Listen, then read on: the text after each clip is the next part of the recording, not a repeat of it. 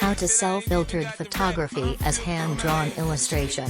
Part 1. You can use one of the many popular standardized tutorials on how to create identical posters by applying filters on a photo. Post a fake sketch on Instagram copied from the original photo on one of your filtered images to give an appearance of a hand-drawn product.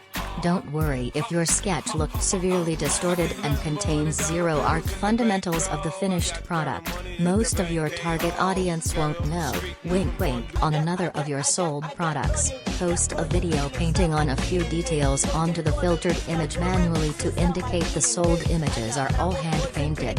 You can trace and copy the photo or the filtered image itself, but remember to hide this to make it look like you are doing it. You can wave your pen over the screen to make it look like you are doing something. Optionally, you can also erase a color mask to make it look like you are painting the details on. Don't worry if your sold images is completely filled with artifacts caused by the filters and the compression of values, none of which a human would do. Your previous videos will convince your consumer and justify a very high price tag. Almost none of your target demographic are experienced or fully aware of these Photoshop techniques.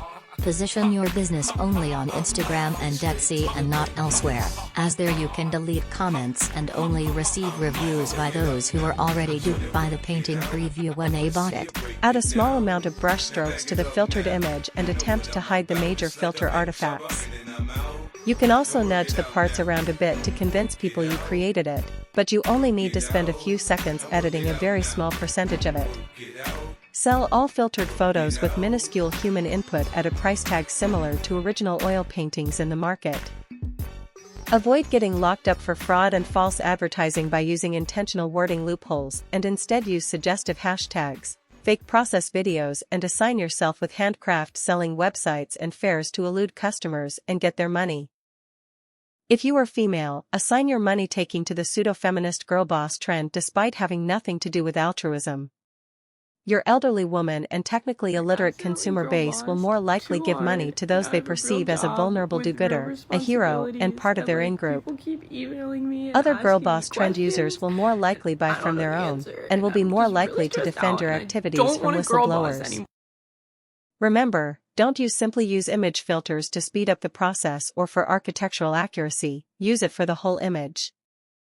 Don't include this in convincing sketch and painting process videos and instead use the filters for almost everything and convince your audience into giving you tens or even hundreds of thousands for the supposed sketched paintings. You can produce hundreds of these images in an unrealistically short time to be sold to the city dwellers of the paintings, likely bought unknowingly as gifts to support the handcrafts. If you have a cat, use your cat for clicks and take photos of a paintbrush to suggest paintings and support your marketing persona even if you know artwork other than edited filtered photos. You can sneak in that the art equipment is just a tool to mix the printing ink, but few will notice this. Remember, keeping your business on aforementioned websites will not only prevent negative reviews, but reduce the chance of any ethical artists from seeing it in the first place. You want to avoid exposure to your products to anyone with a moral compass and an understanding of perspective, architecture, and photograph-based digital art techniques. People keep emailing me and asking me questions, and I don't know the answer, and I'm just really stressed out, and I don't want to girl boss anymore.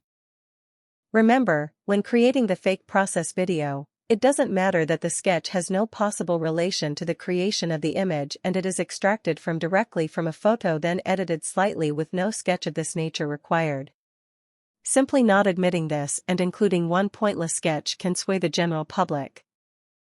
Remember, when creating the fake process painting video, it doesn't matter that doing things that can make no logical sense in an art creation context. For example, hiding the background for no reason, when you have just traced and filtered the image into layers. The previous fake underlay sketch that took you a few minutes will convince the customers that all your paintings are drawn painstakingly created, which they will allude to via all crafted marketing content.